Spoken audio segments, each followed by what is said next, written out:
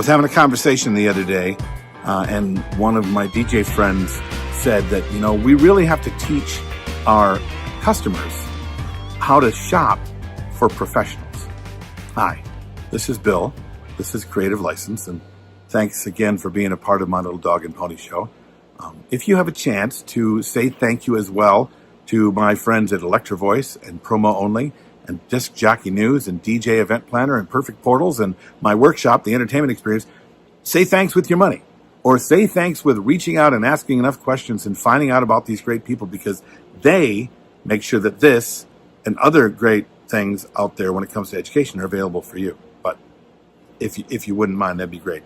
So teaching our customers how to hire professional DJs. That's not a new conversation. It's been happening for over 20 years. It's been happening for over 30 years. When the national associations got together and a bunch of other DJs got together, I remember coming up with that questionnaire. Ask the questions you ask when you interview a DJ to find out you're dealing with a professional. Do you have backup equipment? Do you have insurance? Do you have continuing education? Do you have backup music? What happens if you can't DJ? And all those things, right? And if you reach out to me, I have it. You can have it. You could give it to your customers. But here's the thing: the moment that they made that list, and the American Disc Jockey Association and the other associations put it out there, we all adopted it. So we were giving those out.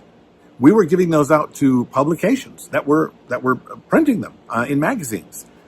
We put them on websites and blogs and other blogs in the wedding industry. This is how you hire a DJ. These are the questions that you ask. And then we all learned how to answer those questions.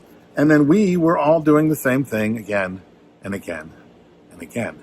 So we really weren't helping our clients. We were helping a lot of the non-professionals to find out how to answer the questions that were necessary when they weren't professional. Now, another way to look at it is we helped a lot of non-professional DJs to become more professional, because we did, right? When we made a list of these things that you had to be able to thought of as professional, and customers were asking, then DJs were stepping up. Not all of them, but a lot were stepping up and doing the things that they weren't doing so that they could treat this more like a real business, like an industry that we wanted it to be. That was great.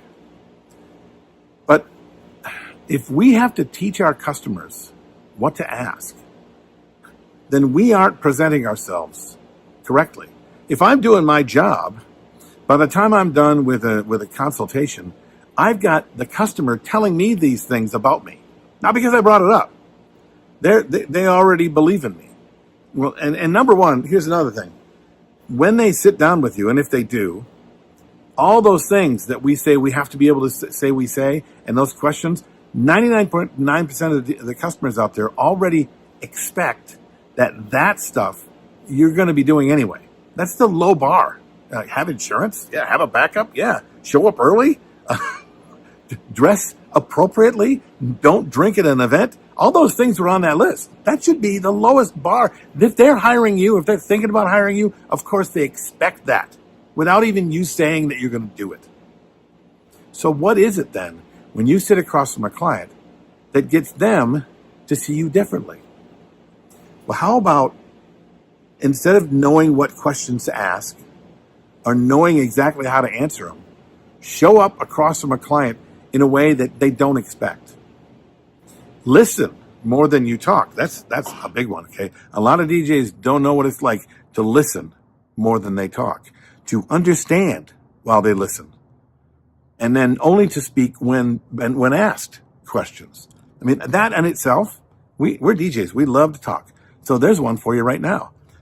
Usually the reason that I'm showing up different is simply because I am more interested in my client than they are interested in me, at least the way it sounds, right? If you're really, really interested in the person you're around, they want to know more about you.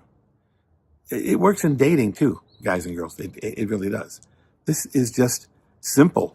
Be yourself and be interested in the person you're working across, instead of being desperate to come up with the right way to say the right thing to talk them into hiring you when there's so many other guys out there that are exactly like you.